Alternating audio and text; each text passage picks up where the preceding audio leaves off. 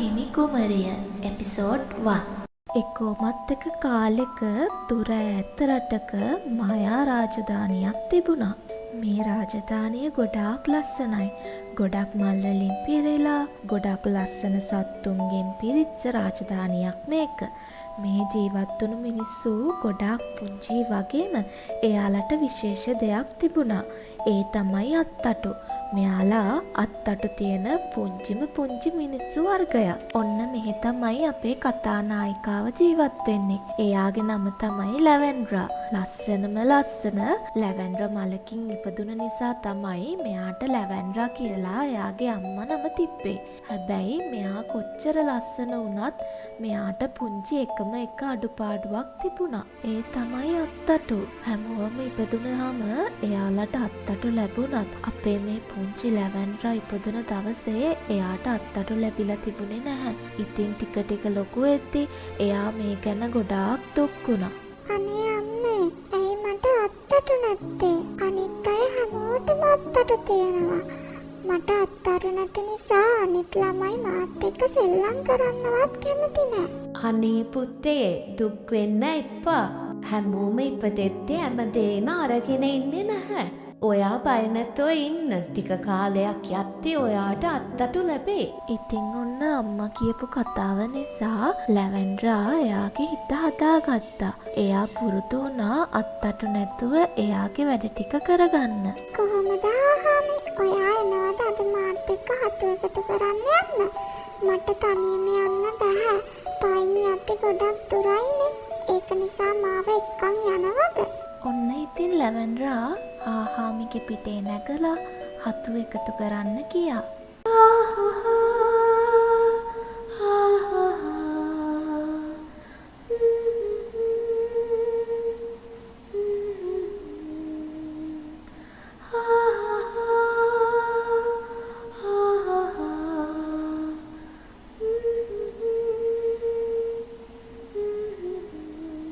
ගොඩක් හතු එකතු කරගන්න ලැවෙන්ඩ්‍රාට ටිකක් වෙලා ගියා. ඉතින් මෙහෙම ගොඩක් හතු එකතු කරගෙන ලැවෙන්ඩ්‍රා ආපහු එද්දී එයා දැක්කා එයාගේ යාළුවෝ ටික සෙල්ලම් කරන්න ලෑස්ති වෙනවා. ඔයාලා සෙල්ලම් කරන්නද යන්නේ? මාත් එන්නද? ඔයාට අපිත් එක්ක සෙල්ලම් කරන්න බෑ ලැවෙන්ඩ්‍රා. අද අපි කරන්න යන්නේ අහස උඩ බෝල විසික් කරන සෙල්ලම. ඔයාට අත්තටු නෑනේ. ඔයා කොහොමද ඉතින් ඒක කරන්නේ? මම අපේ මීමැසි ආමිගේ පිටේ නැගලා එන්නම්. එයා මං කියන ඕන දෙයක් අහනවා. එහෙම බෑ. මීමැසි හාමි අපිට වඩා වේගවත්. ඔයා එයාගේ පිටේ එනකොට ඔයා නිකම්ම දිනන. ඔයා එන්න එපා අපිත් එක්ක සෙල්ලම් කරන්න. ඔන්න ඉතින් යාළුවන්ගේ කතා අහලා අපේ පුංචි ලැවෙන්ඩ්‍රාට ගොඩක් දුක හිතුණා. එයා ආපහු හාහාමිගේ පිටේ නැගලා ගෙදර එන්න පිටත් වුණා. ගෙදර ඇවිල්ලා එයා හොඳටම ඇඬුවා. ලැවෙන්ඩ්‍රා දිහා බලාගෙන හිටපු අම්මටත් ගොඩක් දුකයි. ඒත් ඉතින් මොනව කරන්නද?